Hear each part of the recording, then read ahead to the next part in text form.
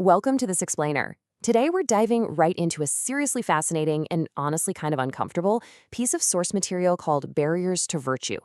We're going to break down the deep psychological and spiritual roadblocks that literally kill our personal discipline. Whether you're trying to build a new habit, break a toxic old one, or just figure out why your own brain sabotages you, these ancient insights act like a giant, super accurate mirror for our modern struggles. We're looking entirely at the internal hurdles that trip us up every single day. All right, let's establish our baseline goals straight from the text, getting true self-control over our impulses and emotional triggers. Now, the text defines self-control not just as, brute force willpower, but as absolute mastery. It's the ability to actually govern your deepest passions instead of letting them run the show. Think of it like this. It's the difference between just white-knuckling your way past a sudden craving and fundamentally rewiring your desire so that craving has zero power over you anymore. If we don't grasp this baseline of absolute mastery, well, the rest of these barriers just aren't going to make much sense. To systematically dismantle these internal hurdles, here's our roadmap. We'll look at the call to self-control, surviving the dopamine hijack, the trap of false optics, the poison of pride, and finally, choosing the path forward. Section 1. The call to self-control, establishing the stakes. Let's see how ancient concepts map perfectly to the modern psychological behaviors we battle every day. Now, this right here is a totally fascinating diagnostic blueprint of our internal failures. It takes three ancient categories, the lust of the eyes, the lust of the flesh, and the pride of life, and maps them directly to very modern behavioral concepts. And it's wild, right? Ancient authors basically described modern psychological phenomena thousands of years before we even had the clinical terminology for them. So the lust of the eyes translates perfectly to the hedonic treadmill, where we're just endlessly chasing more. The lust of the flesh mirrors our modern dopamine hijack and our desperate need to avoid any kind of discomfort. And the pride of life? That maps straight to our contemporary obsession with dignity, arrogance, and that relentless need to feel superior to everyone else. Moving on to Section 2, surviving the dopamine hijack. The lust of the flesh. Let's look at the body, our feelings, and this toxic cycle of immediate gratification. So this foundational text from the book of James frames our modern struggles through a really ancient lens. It argues that temptation isn't primarily some external attack. Actually, it's a deeply internal mechanism. According to this worldview, desire conceives inside the mind, gives birth to physical action, and ultimately leads to what the text calls spiritual death.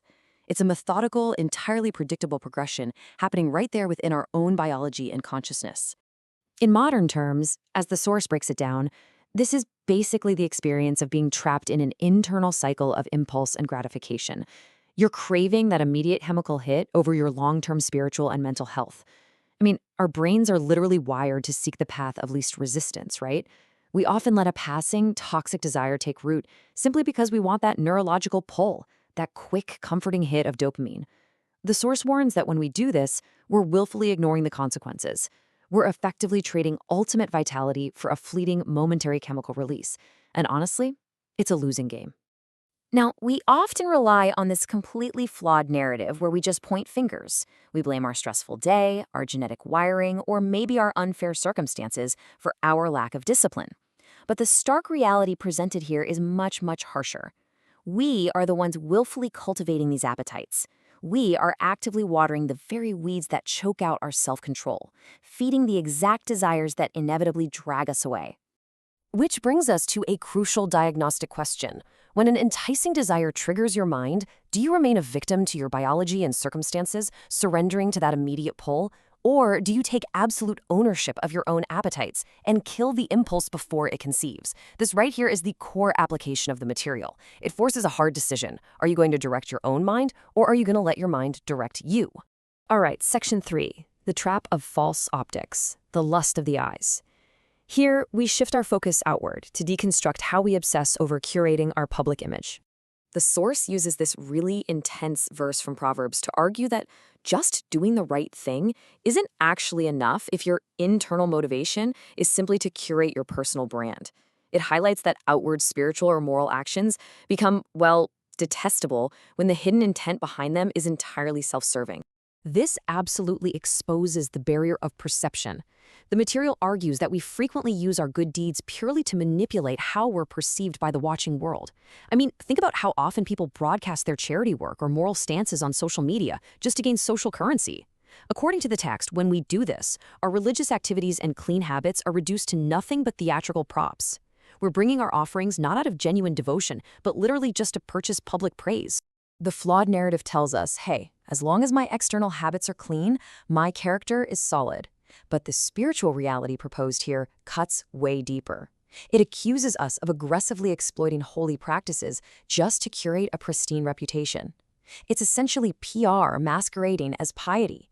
And the truth is, keeping up this facade is an incredibly exhausting performance that masks a heart that hasn't changed one bit. So, the text demands we pause and really interrogate the why behind what we do.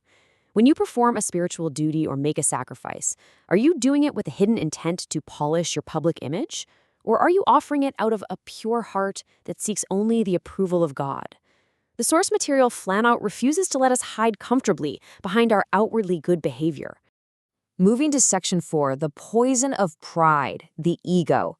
This is where we tackle the deepest, most destructive barrier, how our ego causes us to reject objective truth. This text starkly warns against the kind of autonomous rulemaking that happens when we prioritize our own agenda. Notice the really sharp division the author makes here. On one hand, you have persistence in doing good, which implies a quiet, steadfast submission to a higher standard. And on the other hand, you have being fundamentally self-seeking and entirely rejecting the truth. The source specifically identifies this barrier as arrogance. It's a really profound critique of the modern ego. The text argues that when absolute truth collides with our intellect or, our self-directed strategies, our default human response is to simply rewrite the rules so we don't have to change our lifestyle. That is the exact moment you arrogantly reshape commands to comfortably accommodate your own personal ambitions. Here's the flawed narrative. I am the absolute author of my own reality, and I have the sovereign right to dictate my own terms. But the source material warns that this autonomous rulemaking is a supreme declaration of arrogance. From this perspective, you are literally trading lasting, eternal substance just to maintain a super short-sighted illusion of control over your own destiny.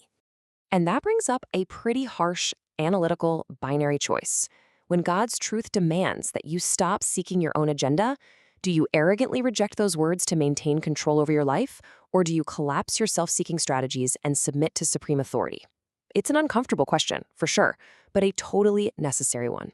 Finally, Section 5, Choosing the Path Forward, the Ultimatum. We confront the ultimate choice between self-serving enslavement and righteous obedience through the lens of superiority.